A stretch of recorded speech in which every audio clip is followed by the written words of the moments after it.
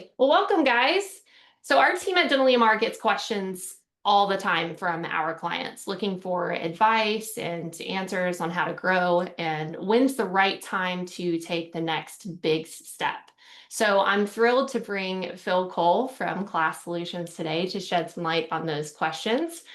With 17 years of hands-on experience in the dental industry, Phil has earned a reputation for his unwavering work ethic, deep industry knowledge, and commitment to putting his clients first. So he's guided hundreds of doctors ranging from solo practitioners to large groups, working tirelessly to provide customized solutions and support through every stage of their career. Phil, thank you for spending your Friday Thank with you. us. I'm so Oh, grateful to have you absolutely. here. Yeah, Awesome. love to dive in. And then, like I said, like we talked about, Meredith feel free to chime in and give us any question you have at the time, because it's, I want to make sure that you get your answer right away. And it's not one of those things that we forget sometimes after we start listening to the next couple slides. So looking forward to this. Absolutely. Yeah, so I've got my Q&A pulled up, and then Phil, it looks like I've got your screen sharing here. If anyone is on their phone or they're having trouble seeing Phil's screen, you might need to pop over to the additional tab. And Phil, take it away. We're ready for you.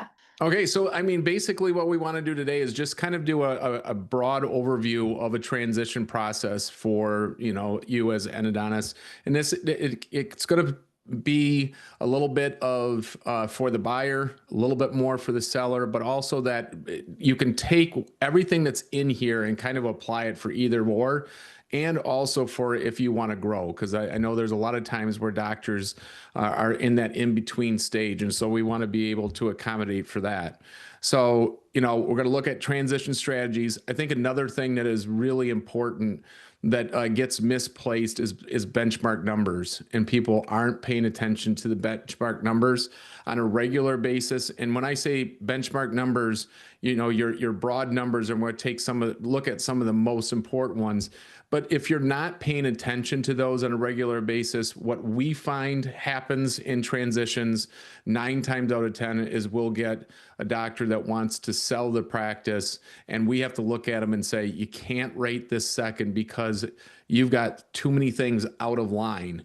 Then we got to go fix it. And then so then they get frustrated because they have waited for their whole career to get to that emotional point of I'm ready to sell.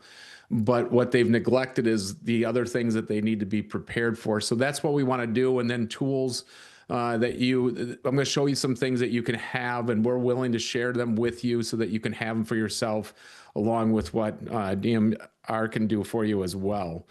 So there's 3 paths, of course, when you're looking at any type of a journey through your career. You're going to be buying, or you're going to be doing a startup. So when it comes to the specialty offices, you guys have a huge advantage of being able and being willing to do a startup practice. So I know, Meredith, we're working with our startup right now with an endodontist in the greater Chicago area. And that is, it makes total sense. Growing, and I put in growing into a group practice. The reason why I say that is growing. If you want the practice to grow, you can grow it yourself inside that, or is it a case in point of you want an associate, 2 associates and stuff? That still is what I would consider a group practice. And then, of course, making sure that we're getting ready to prepare ourselves to sell and retire. And I think one of the biggest mistakes, this is where I just went back when I first started, is not being prepared in time for when you do want to sell. So once again, you got to take care of those are things that you can take care of the financial and the practice part, take care of before the emotional part, because when it comes to the emotional part, it's very, very taxing on you. And so sometimes that's what really kills you when I have to tell you that, I know you're emotionally ready, but now you don't have the practice ready. So when buying or starting to practice, I think here's the key thing for you guys that are wanting to look into purchasing your own practice for the first time, or maybe once again doing the startups. I think the biggest mistake, especially when it comes to when it comes to doing a startup practice, is I see so many companies out there that say, they do startups, and the competition out there is, they immediately go for real estate. Let's find you a place. And I think it's the biggest mistake that you can make because you have to do the demographics first. You have to be able to see what's the surrounding area, what kind of a area are you going to put yourselves into. But I think there's another big thing that's missed, even when I do see some companies start with demographics. There's two types of demographics, in my opinion. There's the kind that you can get from the United States government that's going to tell you the populations and different things like that. And there's a few out there that will, when it comes to the dental world, will say how many dentists are around the area, and they'll give you kind of the dental demographics per se. But then there's another set of demographics, and there's a couple of companies out there, and we use one of them that basically look at the practices that you're going to be competing against. And that's the most important to me, is what is your competition doing? And not only that, but take it a step farther, and how are they promoting, or how are they marketing their practice? What tools are they doing to show their visibility versus you? Once you have that, then you can go to a site search, right? So, for example, we did a startup out in North Carolina, and where this doctor was so set on the demographics, the competition that he had around him was just so enormous. We were talking elite digital marketing from everybody around him, compared to going over to an area that was all the demographics, the competition, less practices versus the amount of patients he could have, but also just all the other things that surrounded it, better growth in that area, and so forth. That was the area to put it in. So when I first joined with him, he had a real estate company looking for all kinds of buildings over where he wanted. And what the problem is, a lot of times too, we had this happen once again to us in St. Louis with a pedodontist. It's you tend to go where you want to go, or where the hot item is now, and that's not what you should be looking for. And that's what demographics, if looking at it properly, will save you from. It's not because most of the time those areas aren't growing anymore. So it may be like a 1% or a 2% growth, where over here that's not the greatest area, but the growth pattern is over there. And in 10 years, that is where it's going to be the thing. And that's where you want to be. So when you're buying or doing a startup, those are the things that you want to look at, and making sure that you put yourself in a good spot. Then, of course, due diligence on financials. And then, of course, with it being a referral practice, looking at those referrals, studying those referrals, and making sure that you're getting actually what you're planning for, and diving into those computer systems that allow you to. And I will tell you, and Meredith, that there's a lot of them out there that are not very good. You know what I mean? And that's why I'm so impressed with you guys, because of what your system can push out. And so that's important as well. And then, you want to create your transition from that in your practice team. Put your practice and your transition team together. I think it's vitally important. You want to make sure that you have a good, real estate agent. You want to have a good consultant. You want to have a good practice management software and a team behind that. And you want to make sure a lawyer, your accountant, and so forth.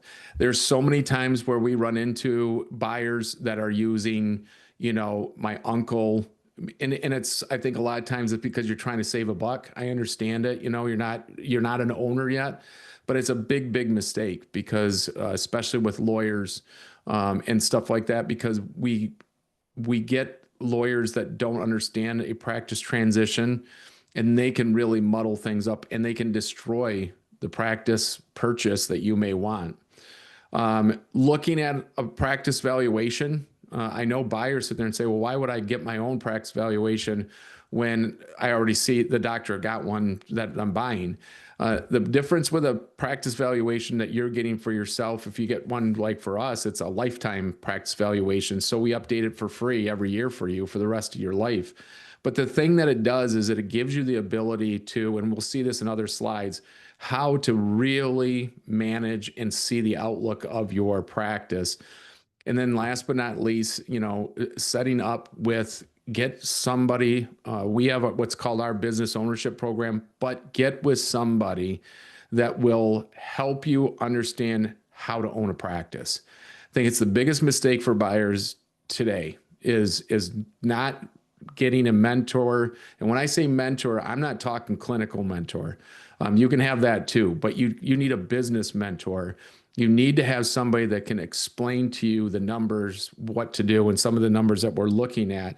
And a lot of times what ends up happening is I see where doctors will fall into the trap of just listening to their CPA. And that to me is not a great way to go, because a CPA is really concerned about your taxes 9 times out of 10. And the numbers in that practice, to whatever standpoint it is to save you taxes. They're not looking at overall the practice itself and everything that's going on in the practice, where business ownership is working with the team and other things on that order. For group practice growth, once again, I mean, the idea is when you get into this situation, this is where you're just trying to, push the envelope to whatever extent it is that you want. So, you're getting into what's the new patient load should be having 100 per month, shared overhead. But then what ends up happening is you got to be careful that you're not going to have that going to coinciding with an increased overhead or total cost and so forth. So be careful with that. Maintaining referral relationships, you bringing in extra people now, those doctors also may want to have those personal relationships. And so now there can be that infighting. When it comes to transitions, I always say, having that associate, that's fine. Associate's fine, but if you get into what's become very popular since COVID is partnerships. Partnerships are wicked. They can be very, very troublesome, and that's because you both have, or the two parties have exactly the same amount of vested interest. So now with the egos got to be something that you got to consider, and that is will those egos cause there to be a problem in that practice growth, because one is going to say things aren't turning out to be fair or whatever the case may be. And they can be really hard to get out of. And when it comes to specialty practices like this, I see it all the time. It's the referral relationships. That's where it starts to kind of where that wedge starts to happen a lot of times. And then, of course, leadership matters, making sure, like, if you're going to get into group practice, I think this, I left it last because it's the most important. Who's going to lead?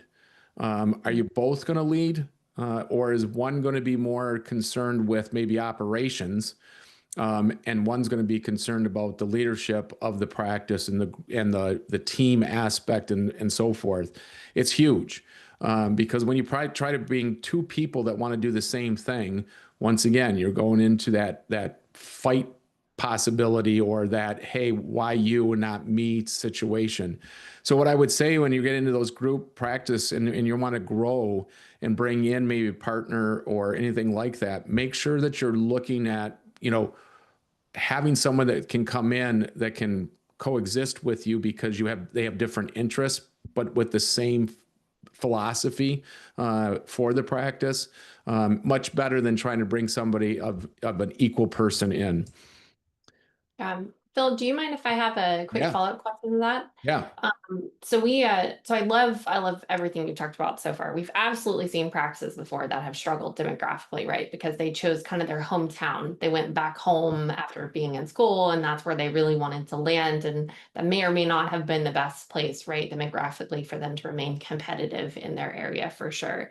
And we've also seen other practices start to get into the associateship, kind of where we're actually bringing in another provider. But I am starting to see a little bit more of questions coming in from practices where they're kind of wanting to bring in an associate at a very part-time basis, maybe for like a day or two a week.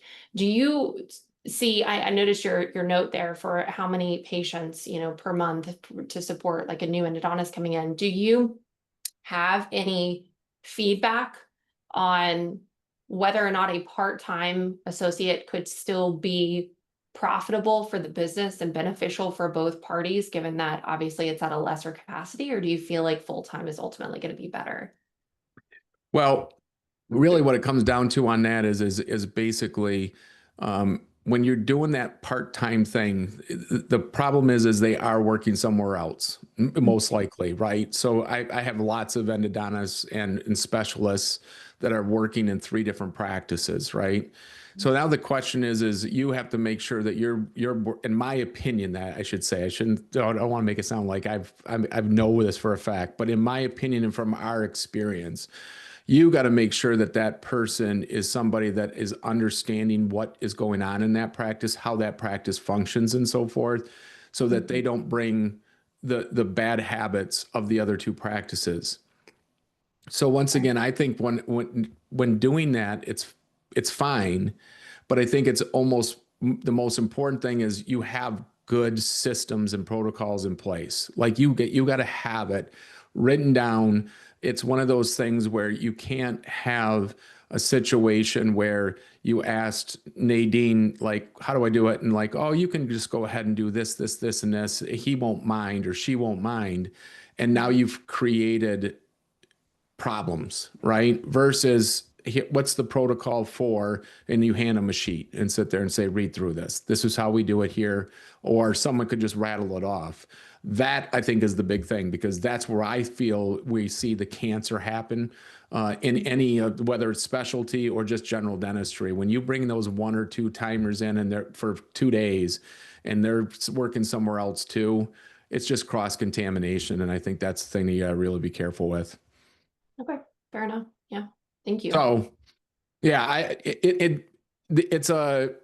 think the other thing that's probably, I guess, to add on to that, Meredith, is I think the other thing is doctors think that there's all kinds of people out there that want to just work 1 day a week or 2 days a week, and it's a lot harder to find, I think. And at least we have across the nation. I mean, we're nationwide. We have a heck of a hard time trying to find somebody to work 1 or 2 days. Yeah.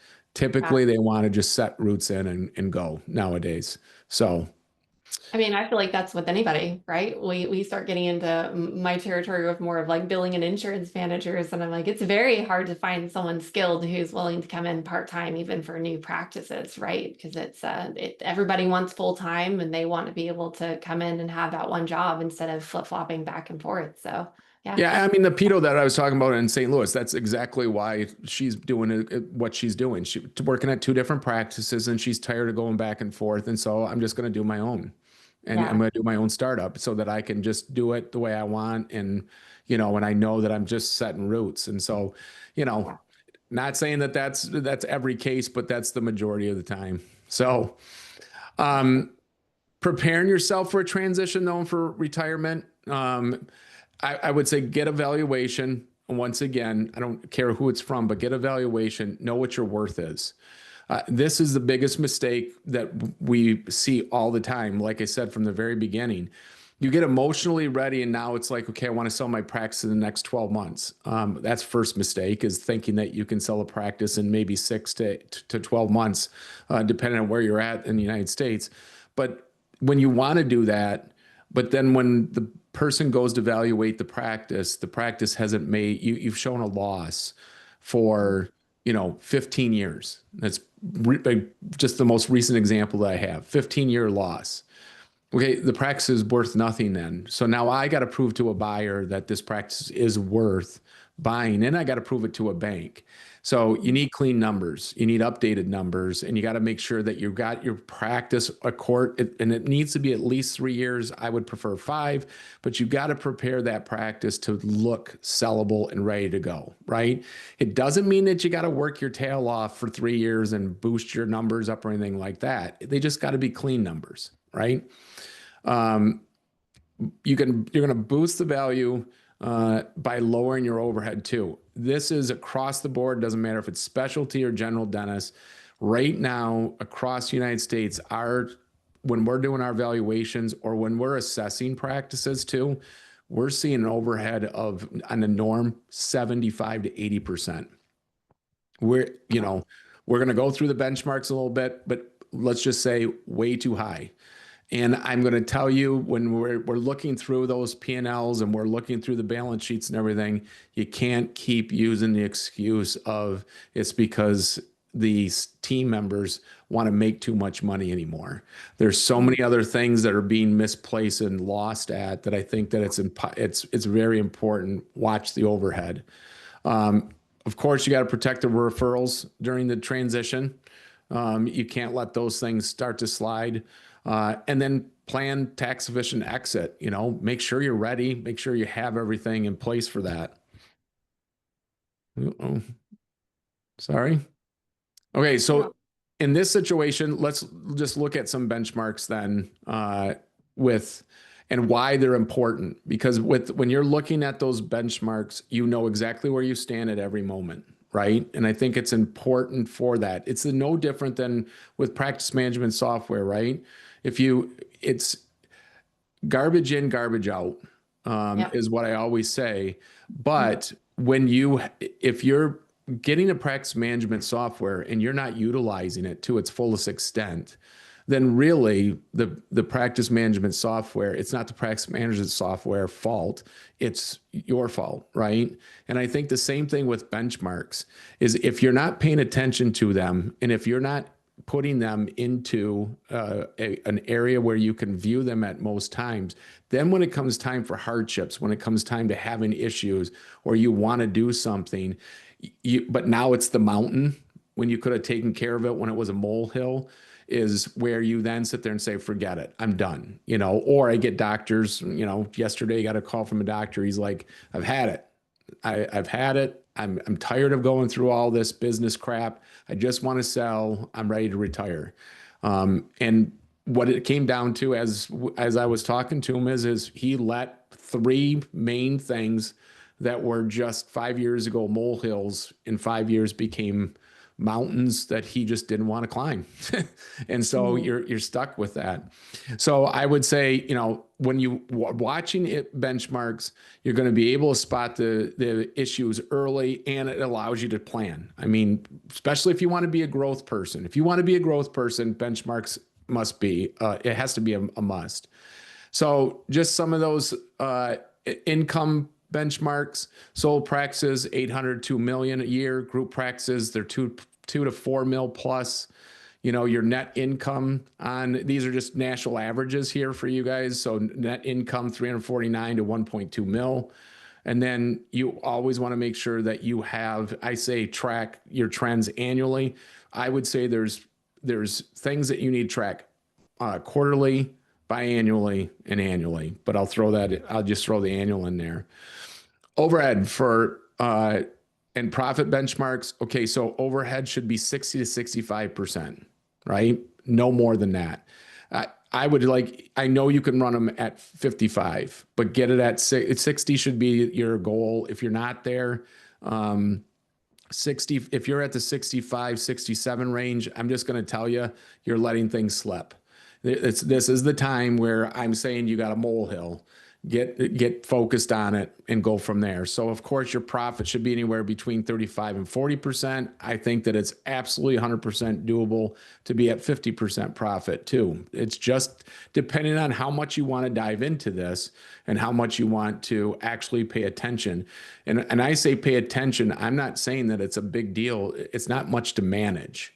It's really one of those things where if you put it in front of your face, it's very easy to manage. It's just watching it and then addressing it when the little things happen. Manage your overhead by categories. I'm going to show you a break-even point that we do, and I can send it to anybody that's or watching today. We break it down into categories. Your staff, your supply, your variable expenses, in your rent, your general issues, your insurances. Make sure those are all broken up so that we see doctors that will give us P&Ls that have 12 line items, maybe 15 line items, because they just put everything under this category, right? And then what ends up happening is how do you break that down? So when you see it, when a CPA or we were to coach you and we say, this is really high, you can't explain it because it's just 15 things into one category, right? So a big, huge mistake. And then once again, once you have those, now you can adjust as needed and you can tweak them. And, maybe you're not doing electronic payroll anymore. You brought it in house, so you can get rid of that and bring it up to a different category very easily instead of going, I don't even know where it's at in my P&L. Referral partners and new patients, once again, solos, 35 to 60 refers, groups, 100 plus. These are all national averages. Once again, new patients per doctor annually, 190 to 360. So make sure this is a big one because once again, a buyer wants to buy into something that they know is sustainable. And if you're not seeing these numbers, so when we do due diligence, if we're a buyer advocate for an office, we immediately are pulling all these numbers out and we're sitting there saying, like, this guy's way behind. When it comes to refers, that's one of those things where it's like we haven't seen something from this person. They're on the list. They claimed it as one of their top ones, but we haven't seen a referral from this person in 6 months. That to me is not a top tier refer. You know what I mean? So it's those things are just something to keep a look at. Expense breakdown, staff wages, all the things that go into staff wages or staff, the staff category, 24 to 28%. Supplies, 4 to 6%. Facilities, 6 to 8%. This is just an average, but I will say when it comes to facility, because I get this all the time, oh my gosh, I'd never be able to get away with 8% in, Beverly Hills, California, or, whatever, Miami, Florida. It's a variable and that can change, but I also want to make sure that people that are watching understand that you also can't use this as an excuse because we right now, of course, the Carolinas and Florida are just hotbeds right now for dental in any category.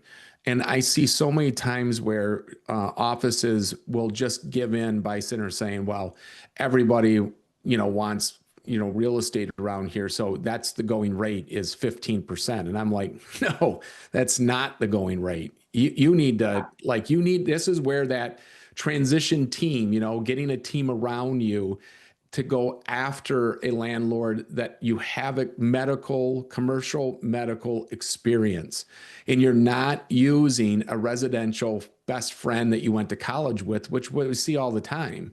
And then they say, oh, that's the way, the realtor just says, well, that's the way it's going to be around here. It's not. There is got to be some negotiation put into that. It's just that simple.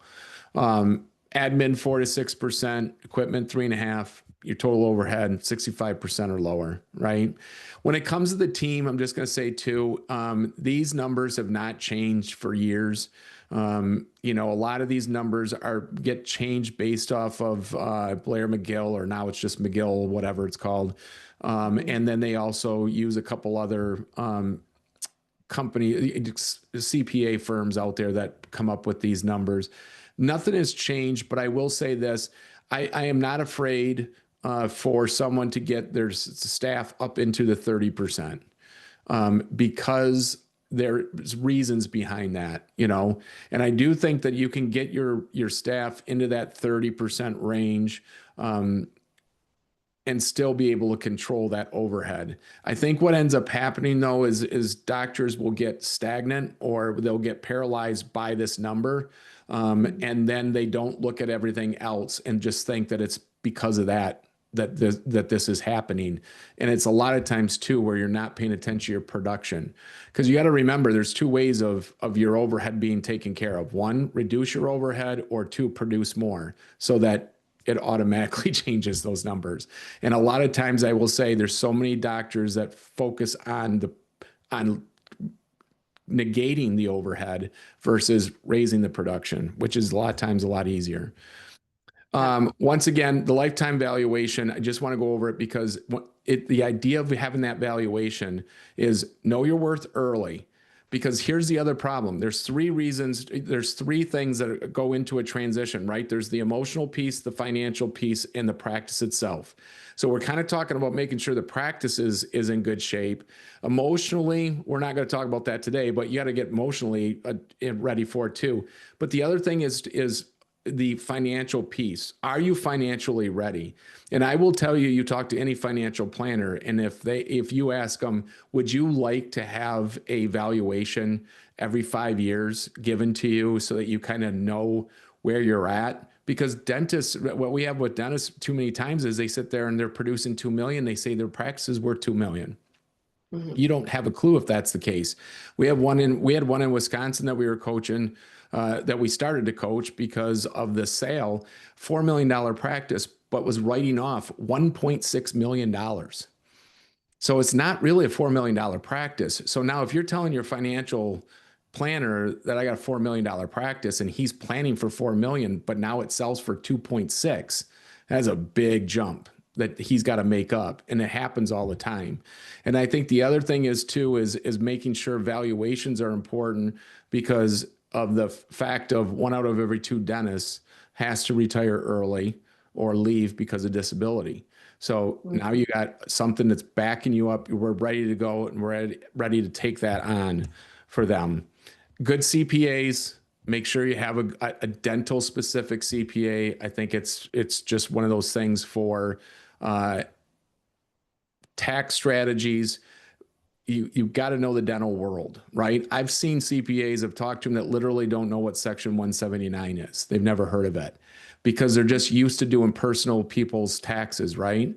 So it's very thing. The other thing is making sure you get a tax and accounting service that can do forecasting.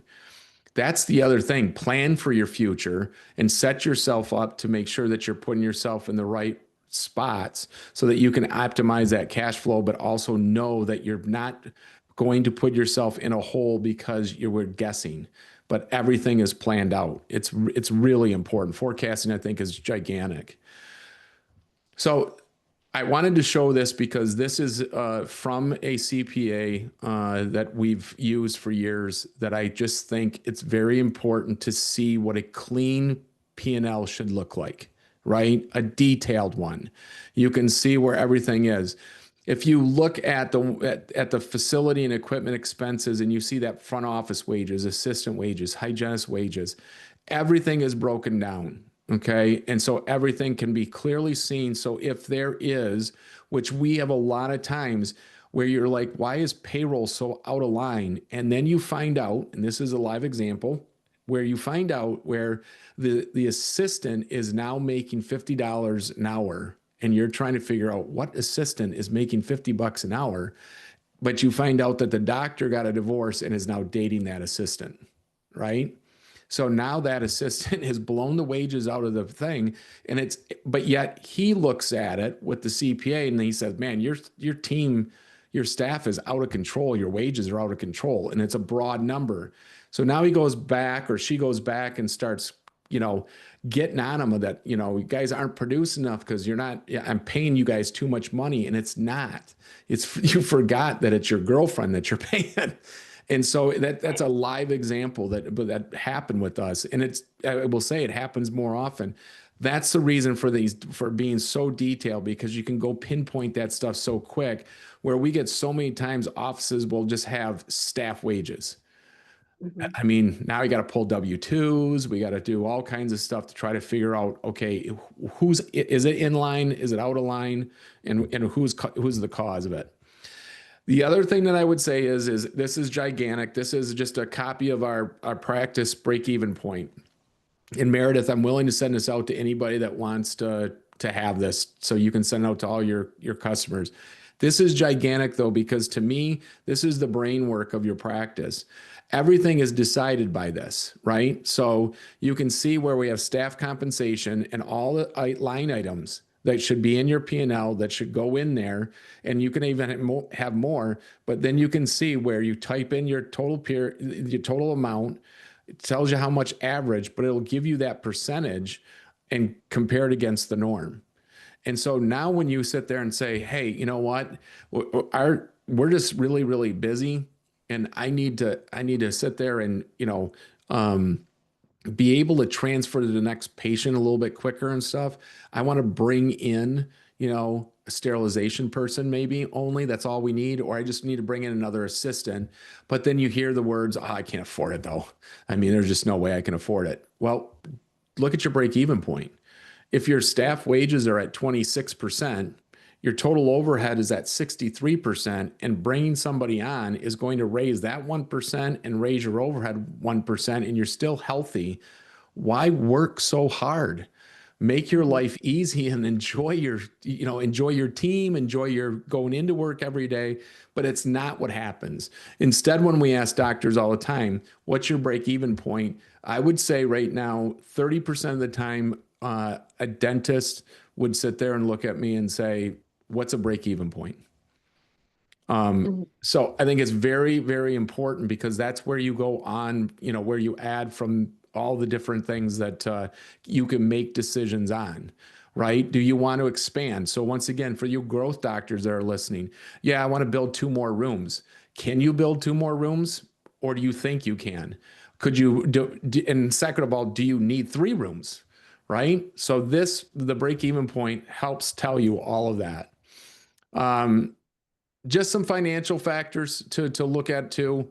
Uh, you know, how have the collections revenue grown over the past 3 to 5 years? If everything is declining, I'm going to tell you right now, that's kind of a good way for you to really have problems. You got to at least flatline. If you start to decline each and every year, that decline's got to be gradual.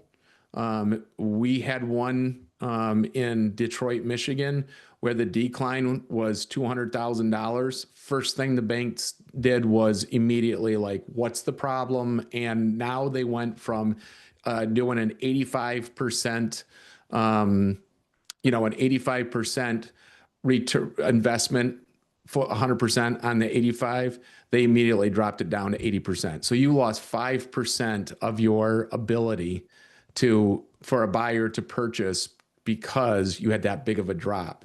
So be careful with that. Profitability, how much profitability has come in over that. Earnings growth, same thing, 3 to 5 years. Have you done any type of, so maybe the practice continues to produce 2 million, but are you getting yourself to have more profitability? Profitability, once again, cash is king. So when a bank is looking at that practice, the bank is looking at cash flow. Your last 3 to 5 years, that's all you should be considering and thinking about. It doesn't have to be produce more. It's cash flow. How good does my practice look to the bank? That's really if you're going to sell to private equity, it's a whole different story, because the private equity, they want to see you do bad because they know they can come in and just clean that all up, and they're not going to give you as much. But once again, if you have something clean for the private equity group, then you are going to get that little bit higher multiple. So it kind of goes to what you want to do on that. Um, Factors for just operational team turnover. It's a killer for you. Um, Making sure quality treatment and having efficient employees. How involved are you as a practice owner? I will tell you, this is a big one. The buyers are savvier nowadays. It used to be where you didn't have to be involved as a practice owner. Now the young ones want to know that you have a lot invested as a practice owner in it and not just a clinician. So pay attention to that. And that's one practice, optimizing your practice management system. I mean, anybody that's listening, if you're going to retire and you're using Meredith, you know what? And if by chance you have not been using that software to its fullest extent, start talking to her because Yeah, we have one in South Carolina right now that is using a program. I won't say what program, and it's a mess. And so any buyer that would come into this is going to look at it and say, I don't even know where to start to do due diligence. I don't even know where to start. And so our whole thing is we can't sell this practice until we clean this system up. So now they got to hire us to clean it up. But when you have great support and stuff, you talk to Meredith and start looking at those things, see what's being missed out on so that you can have good management systems, but also then that will refer back to once again having good bookkeeping systems attached to it as well. So agree, Meredith? absolutely. I 100% agree. I would even say, kind of putting myself out there to say if you even have a CPA that you work with and they have questions about how to get data out of the software, how, we can assist to make that process even easier. We're all ears. We're all about making sure that the numbers are transparent. And I love the benchmarks. I think the benchmarks are phenomenal because anyone who comes to me or any of our team members and is just like, I don't know what to do. My biggest thing is we can't solve problems that don't exist. So until we Mhm. know what we're looking for and until we know what goals we're trying to achieve and what we're missing out on, we can't help you move forward, right? So absolutely keeping the conversation open and seeing how we can keep making this process easier. Yeah. Yeah, I agree 100%. I think that's a huge thing. And it's funny because you want to see the benchmarks, you want to know some of those normal things too. Every single system around that is based off of those benchmarks, yet we don't pay attention to them. And so it's a big loss for them. Operational factors, just, ease of operations. Do you have operation manuals, employee manuals? Do you have a marketing plan? Do you have, in this situation, a balanced production revenue mix? Of course, you're not as endodontists, you're a little bit more pinpointed with that mix. But on the other hand, are you doing laser? Are you doing, different specialty procedures as well? And if not, maybe bring those in. Payer concentration doesn't matter what industry your dental side of things are. Are you doing fee for service or are you doing, and I say PPO, but what I mean is are you taking insurances? Right. Mhm. And then from that, then what does that mean for you? And what does that mean for the buyer?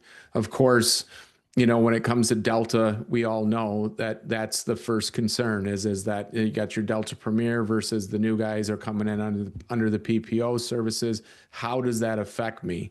And so just making sure that you're looking at that. What I would always say when you're trying to sell a practice, try to get rid of as much bad insurances or crappy insurances as you can, because it's Yeah. only going to benefit you. And then your referral source concentration, making sure that you're working with everybody on that. Uh, for the buyers out there, once again, going back to, making sure that I cannot stress enough that when we see a massive difference when it goes from somebody that knows how to run a business, is informed, and the just the jump and that goes up to the production levels and how fast they climb based Mm. off of understanding that ownership. And once again, I say going back to having that team, surround yourself with a team at all times. Like if you're using Meredith and their practice management software, she's a team member. You should not be not asking questions to them on a regular basis. You should not be asking them if they don't, do you have something new coming in that can make us more efficient, whatever the case may be. Always, these are just phone calls that got to go in, right? And just ask. But, get a coach to get them to, what are you seeing? Talk to the CPA, the financial planners, and stuff like that, because these guys are the ones that are dental specific too, are the ones that really can take you to a whole nother level because you're not having to explain things yourself. They already know. Um, and so when you have that, now you got proven tool. You're dealing with people that have proven tools at all times, right? And so they're not sitting there trying to have you sit down with them for 2 hours. So explain to me how you do this. They know. Now they're asking those pinpointed questions. And I will tell you, most of the time they're asking you benchmark questions so that they know where to go from that. And I think that it's a big huge thing. The last thing I will say on this with the business ownership and making sure that you're looking at something like that, the leadership part of it, the leadership itself is gigantic to see what practices that have good leaders with good team and leadership ground, or compared to somebody that just, comes in, I'm doing my endodontic stuff. I'm the practice owner. They know that if they need something, they'll ask me, right? I guarantee you, it's just the numbers are staggering to see how that all goes. And I will say that it is probably a 70-30 split on how many doctors want to be worried about the business ownership of their practice. But I can tell you that 30%, and Meredith, I know you probably with your own stats can say the same thing.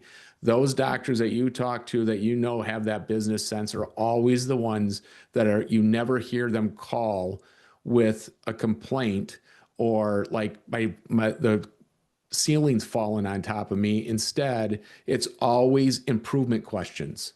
It's always how do I get to that next level? So I think that that's important. Absolutely. I can definitely speak to that and say that that is absolutely the case. And I never shy away from questions from owners. I mean, I have a lot of the doctors that we have current clients right now that will come to me and they preface the message with, I know I should already know this. I know this is a stupid question. I'm sorry to bother you with this question. But the thing is I enjoy when owners get into the analytics and look at the meat of their practice and really what's at the heart of their practice, because I can work with that. I can help you be better and look at your benchmarks and determine what areas can we focus on with that kind of feedback. To your point, if we're kind of just approaching it from, well, I have a lot of issues going on, but I'm not really sure where to start. So I'm just not going to look at it. I'm just going to let it stay in its corner over there and just hope it works itself out.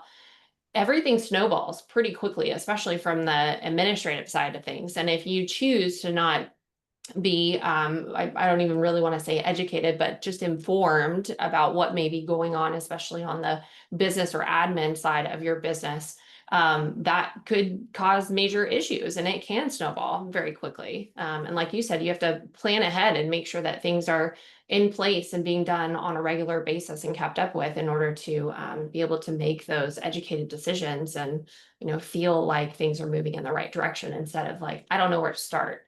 That's Right. the worst. That's the worst feeling ever. If you've ever been a business owner, regardless of the market or the industry, it's the worst feeling in the world to not know where to start and just I feel like I'm losing grip on everything. So yeah, it does take quite a bit of involvement in your own business to know the inner workings so you can make some decisions for sure. I think the other important thing, like what we're just saying there, Meredith, is like when you're working with your team, the people that are listening, when you're working with your team members and you go to them and ask them a question, but they don't know, Mhm. are they able to send you over to somebody that they know in the industry that does know though? I see this a lot where like for us, like we're business solutions, right? So anything outside, someone asked me, hey, who do you want to use who should I use for practice management? I'm an endodontist and who should I use for practice management? I'm saying Meredith. If they say, oh, you know what? I don't want to use them though for some reason, then I'm still going to call Meredith and say, who else do you? I mean, they're just not into you, but who else? And I know that she's going to get me the answer. Versus so many times, like financial planners, right? Like here's a financial planner, or I'll get leads from a financial planner that says, they asked me this question, I didn't know it, but will you help them? When you Yeah. have those people, those team members around you, you're getting answers that you would never get from a lot of people. And I see this all the time where it's like, well, I talked to my CPA, but they didn't know anybody. So then I talked to this doctor, and I got your name from this doctor. And it's just like, okay, first thing I'm going to tell you, get a different CPA because he's not down specific. And so he didn't know where to go. So when you have questions, and if you're going to go to your CPA and they don't know how to answer, or they don't know where to go to get their answer, you don't have a good team surrounding you. So that's just something to be concerned about. Yeah, absolutely. So, I mean, listen, this is, like I said, this was a major just overview. We can dive in at any time on the seller side, on the growth side, on the buyer side. But, I would say the biggest thing is take today and reflect on what your current phase is and what do you want to do in the next 5 years, right? And then set the goals, but then use the benchmarks that we're talking about to see, am I even close? Or am I a long ways away? If you're close, maybe it's talking to Meredith and saying, "Hey, get me to understand the numbers inside this software a little bit better so I can tweak things." Because I always say with Class Solutions, when we do assessments on practices and stuff like that, there's three things that we have in mind. Everything that's good, we praise you for it. Everything, there's going to be things that need to be tweak them. And then what's broken, we have to fix, right? That's the three things. And when we do our assessments, we're always hoping we see good and tweaks, and we don't see too many things broken.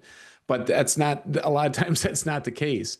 So feel free to, schedule a call with us at any time. I'm going to go one more slide, and that will be my information. This QR code right here, Meredith, is the QR code for the survey for anybody that's listening to get their CE. So if anybody that's listening right now, I'll leave this here for just a second. You can scan that, and then that basically will give you into a survey, which we're PACE providers. So we have to have that survey to show that you made it all the way through the presentation to here. And then once you get that to us, we'll ship the CE out to you. Like I said, it's one PACE CE for you. Perfect. Yeah, this has been wonderful, and I'm just trying to absorb all the information. I really geek out over the benchmarks. I do. I love numbers. I love being able to see like how close are we, how far off are we? And the wonderful thing about the percentage benchmarks that you have, especially for P&L reports, is that it really does help you see where there's a lot more waste in the business versus where you need to place more focus. Now, obviously, there's a lot to be said about return on investment, right? Because especially with staff, with staff being the highest percentage of your expenses and overhead on a regular basis, you also have to consider return on investment, right? And I think a lot of practices get stuck, as you mentioned, with the staff that they have had for a really long time, and maybe they want to keep the status quo. They don't want to ruffle any feathers. They don't want to change softwares. There's a lot of things that they want to keep consistent because there's this fear of creating disruption in the practice in order to generate change and any sort of growth. So while it is scary, the benchmarks make it abundantly clear at the direction that you need to go. It's really, I mean, I hate to say you can't question it, but I mean you can. You had mentioned it's kind of like you could make that excuse, but then you kind of can't make that excuse. Right. Great thing about those is it really does try to take the emotion out of it and say, for a viable business, these are the standard percentages you want to try and be in on a regular basis.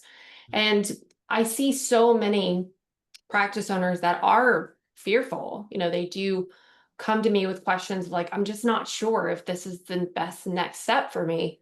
And of course, I don't have transparency to all the numbers. With us being a practice management, we see mostly revenue collections, things within, kind of the business, Mm-hmm.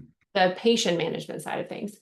However, it's definitely one of those things where I feel for them. I feel, for their fear of wanting to move forward, but not making the right decision. You had also indicated hiring a new sterilization tech. And I love that you can look at your numbers and say, you know what, I have enough room to hire that person. Why work so hard when we can bring in this extra person, still be within margin, still be comfortable? And anyone who's hired a team member and is fearful of firing probably has a decent amount of empathy and probably doesn't want to bring people in under false pretenses and be like, I actually don't know if I can afford this person. I don't know if I can hire full time. Don't know if I can do all these things. And the benchmarks just takes that out of the equation. Just makes it so much easier for you to Yeah, decide. the math is math, right? That's what I always tell doctors is math is math. The problem with it is how you put your emotional part to it. And most of the time, like emotion is brought in before they do the math. So then once they do the math, they say that the math is skewed or the math is not correct because they've put their emotional piece to it. So like when you're saying with the team members, you know, if you know that you can bring that team member in without any issues, now there should be no emotion except for let's bring her in with open arms, right? Versus if you're just getting nagged by the rest of the team, we need another person, we need a person, and you're like, I can't afford it, I can't afford it, and then but you do it because you're like, I just want them off my back. This is a real live example. This is a real conversation I had with a doctor. So I just hired her because I wanted everybody else off my back. And Mhm. so now he's got all these issues and this team fighting and stuff. And it's just so funny because we did with the break even point, and then we looked at the numbers, and I'm like, raised at 0.5%, and you're still 2% lower than the lowest average. So he's at 58%. I'm sorry, at 25 to 28, and he was at 23%. So hiring her brought 23.5%. I'm like, so you've caused now a chaos in your practice Mhm. because you emotionally let the numbers lie to you when the numbers were right the whole time. You have no problems. You should have ran with this all day long. So, like I said, that's that emotional thing. And when you know those numbers on a regular basis, then you don't let the emotions grow with that, right? Because it's a numbers thing. It's no different than I'll say quickly, doctors always tell me, the team, I can't, these guys, they want too much money and stuff like that. And she quit because she went to go make more money and stuff. And I'm tired of hiring people. Anybody that's listening to this, just so you know, there's been 3 major surveys that have been done that have 1,000 people to up to, I think 5,000 was the biggest one, that ask team members why they leave the practice or why they left the practice they left. Fifth, always, all 3 of them came in fifth. The fifth reason is because of pay. You have 4 other reasons why they're leaving your practice, and it's not because of the money. But they're like, if I'm gonna leave, I might as well leave and make some money off of it too. But the doctors instead get the emotional piece of they just took off because they want to make more money. They took off because of probably those other 4 reasons. Money wasn't it. So I just think that, once again, with the benchmarks, like you're saying, Meredith, the math doesn't lie. So don't let the emotion attack it. Follow the math.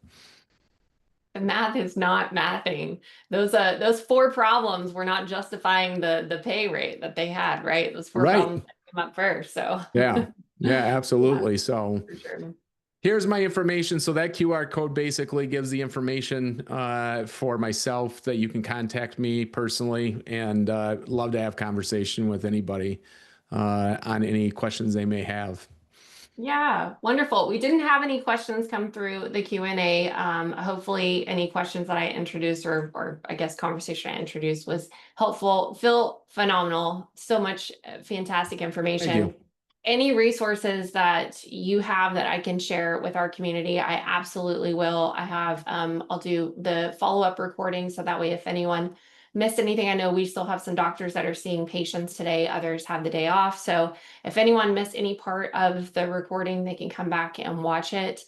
I do want to say, Phil, you have an upcoming 6-week live course coming up on July 16th. So absolutely go sign up for that. This is just kind of on the surface information. We tried to slam in as much as we could for an Yeah. hour, but yeah, absolutely. So they can get to that information on your website. Is that right, Phil, under events? Yep, absolutely. And then if actually there's a pop-up there right now and it's the ins and outs of buying a dental practice. So, and it's going to go through, we're going to have experts in there, the whole works over the course of those 6 weeks to really, it really drill down. It's going to be a lot of resources they're going to get with it too and stuff. So it's going to be very intense.